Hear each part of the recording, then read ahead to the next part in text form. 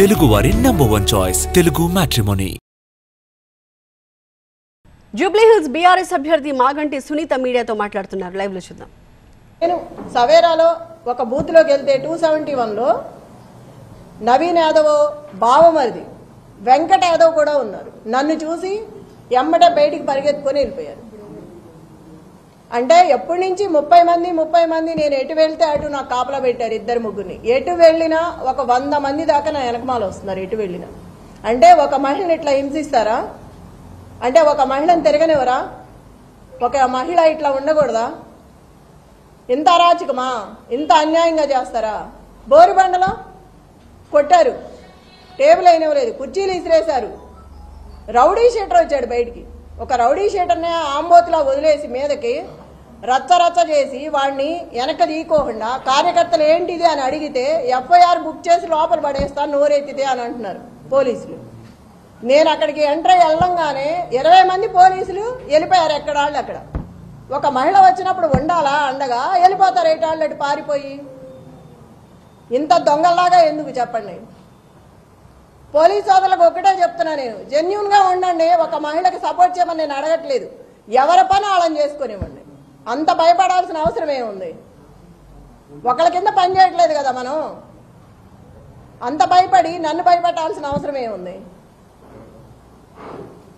ఏ డివిజన్లో ఏ బూతులకి వెళ్ళినా ఇదే గొడవ. ఇప్పుడు కూడా బిర్యానీలో డబ్బులు పెట్టిస్తున్నారు. అంత కర్మేం పట్టింది? అంత ఓడిపోతామని అంత భయం ఎందుకు వేసింది? ప్రజల్ని మభ్యపెట్టి భయపెట్టి ఇళ్లలోంచి బయటికి రానివట్లా.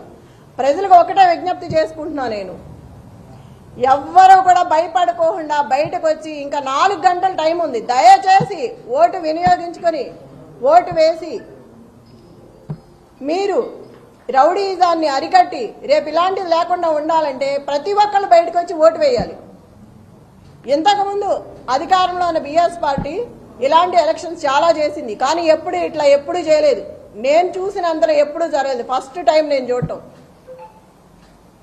ఇట్లా ఉంటుందా అని ఇప్పుడే చూసా. నేను ఇన్ని సంవత్సరాల్లో ఎప్పుడు కూడా చూడలేదు. నేను నా భర్త ఇన్ని ఎలక్షన్స్లో ఉన్నప్పుడు కూడా ఇలాంటిది ఎక్కడా వినపడలే. నేను స్టేట్లో ఉన్న ఆకు రౌడీలు మొత్తం తీసుకొచ్చి పెట్టుకున్నారు. అంత దౌర్భాగ్యమా? అంత భయం ఎందుకు?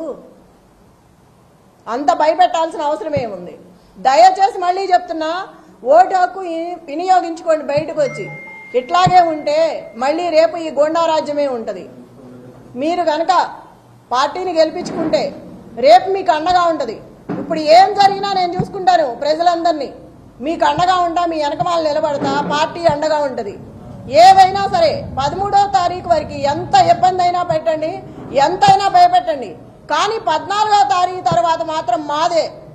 అప్పుడు చెప్తాం ఒక్కొక్కళ్ళ పని ఎవడేంటనేది. అప్పుడు చూసుకుంటాను. నేను ఎవరేం చేశారో ఇవాళ గుర్తుపెట్టుకుంటాను. పనికి మాలిన ఆకురౌడీ కూడా నోరెత్తి మాట్లాడుతున్నాడు ఇవాళ. పోలీసులు కూడా మహిళలను చూడకోకుండా ఎట్లా పడితే అట్లా మాట్లాడుతున్నారు. ఇందాక ఎవరు అతని పేరు? సురేష్ యాదవ్ ఎంత వల్గర్గా మాట్లాడుతున్నాడు అంటే లేడీస్ అనుకోండి లేకుండా పిచ్చిగా మాట్లాడుతున్నాడు.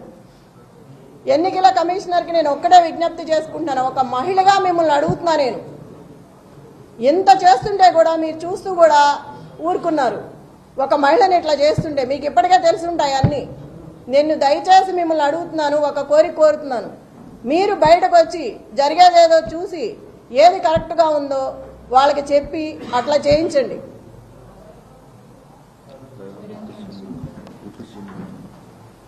ఈ బట్టి విక్రమార్క మొత్తం జూబ్లీ హిల్స్ అంతా రౌండ్లు వేస్తున్నాడు. అవసరం ఏంటి?